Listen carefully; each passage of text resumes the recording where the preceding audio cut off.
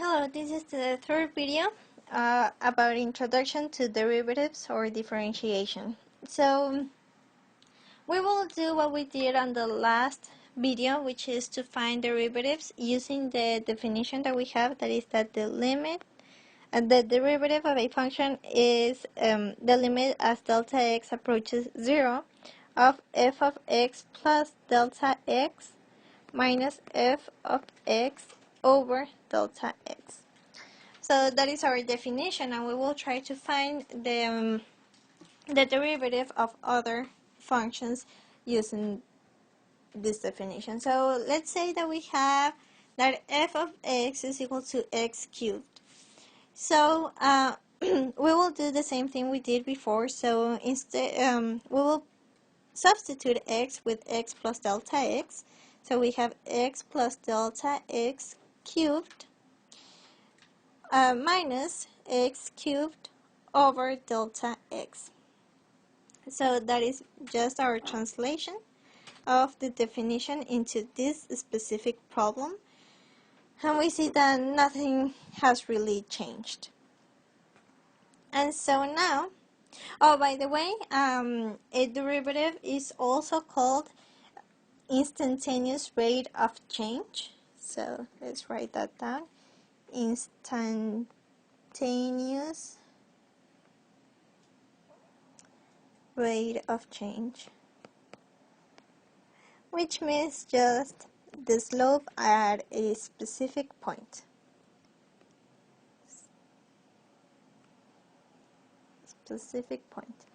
Very well. Now, just keep that in mind. And so let's go back to the problem at hand. So let's distribute. We have x plus delta x times x plus delta x times x plus delta x. And so this is x squared plus 2 delta x plus delta x squared times x plus delta x. Let's erase this so we have more space. And now if we distribute, we get x cubed plus, oh, here I'm missing an x, so 2x squared delta x plus x delta x squared. We will combine like terms later on. And we have x squared delta x plus 2x delta x squared plus delta x cubed.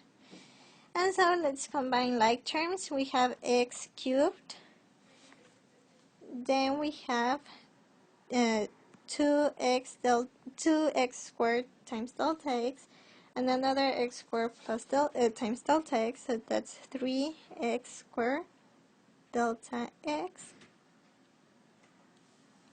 and then plus 3x delta x squared plus delta x cubed. So that is just basic algebra and nothing too special, too out of the ordinary. And now we will plug in to what we had before, which is this. This represents f of x plus delta x, and then minus f of x. And we know that f of x is x cubed. And then all of this over delta x. And so all of this minus x cubed is our numerator. And we see that actually x cubed cancels out. And so we're left with 3x squared delta x plus 3x delta x squared plus delta x cubed over delta x. And so now we know that we can divide everything by delta x. And so if we do so, we get this is equal to 3x squared plus 3x delta x plus delta x squared. And remember that we do this as we get the limit of delta x approaching 0. So everything that had delta x, you know that anything times 0 is just 0. So 3x times delta x, as delta x approaches 0, will just converge to 0. Same thing for delta x squared, just approaches 0. And so we're left with the result that f prime of x, which is the derivative of x cubed, is just 3x squared. Remember that this is exactly the same thing we did in the last video. But now let's introduce a new idea. So let's say that we have f of x is equal to x cubed plus x squared. Well, we would normally have to do everything again. However, I'll let you know of a little shortcut. That when you have some f, let's call it g of x plus h of x, which are two different functions all based on x. When you're trying to find their derivative, the derivative of this with respect to x is just g prime of x plus h prime of x. This is just a definition, a property.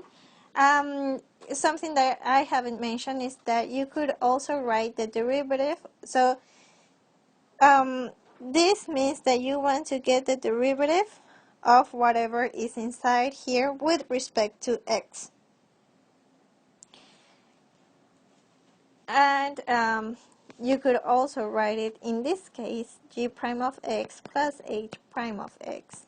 This means the derivative of g of x with respect to x, and this is the derivative of h of x with respect to x. So now we have, so based on this, if you look back to our previous video, I claimed that the derivative of x squared is just 2x, and the derivative of x cubed is 3x squared. So if everything turns out to work like I claim it will, we should get that the derivative of this f of x is 3x squared plus 2x. So let's work this out very quickly. And so f of x plus delta x, well, this is just x plus delta x cubed plus x plus delta x squared. And now we want to subtract x cubed minus x squared and divide all of this by delta x. If we do so, here we can see, do we still have, oh, you can look back at the video and we found that this is just x cubed plus 3x squared delta x plus 3x delta x squared plus delta x cubed. I'm not doing anything new. We already found that before. And then we can just find what x plus delta x squared is, and that is x squared plus 2x delta x plus delta x squared. And now we want to subtract x cubed and x squared from here. Instead of having to write it out, we just see that it actually cancels out with this one and it cancels out that. And all of these over delta x. So now let's just erase whatever was cancelled out. And so if we want to divide this by delta x, well, let's just also erase, so delta x goes away.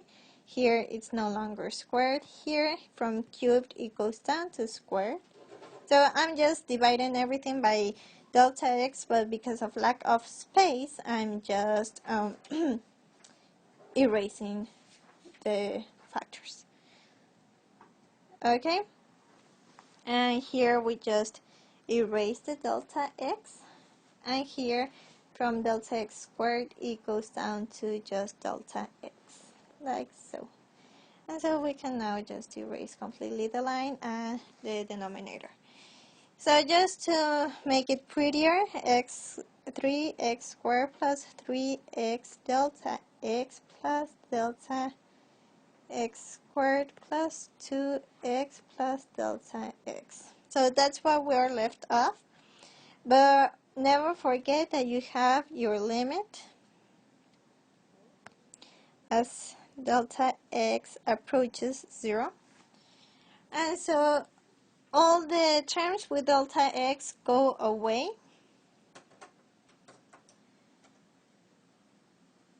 And voila, we're left with 3x squared plus 2x, which is exactly what we said we would get.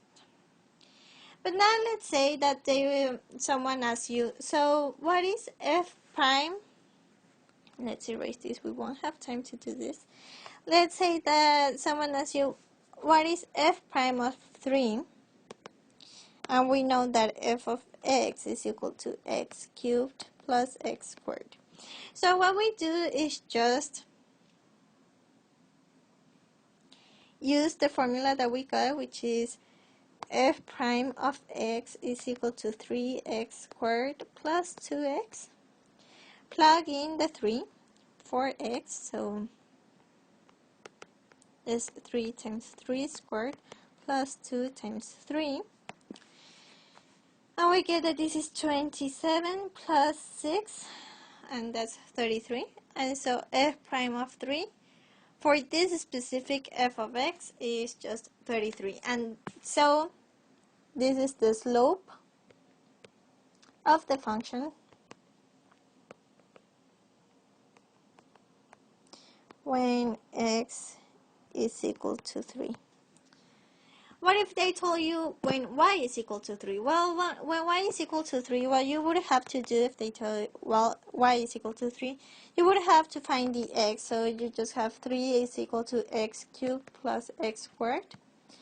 Find what x makes you y is equal to 3 and just plug in the same way we did it here. So there is nothing new to that.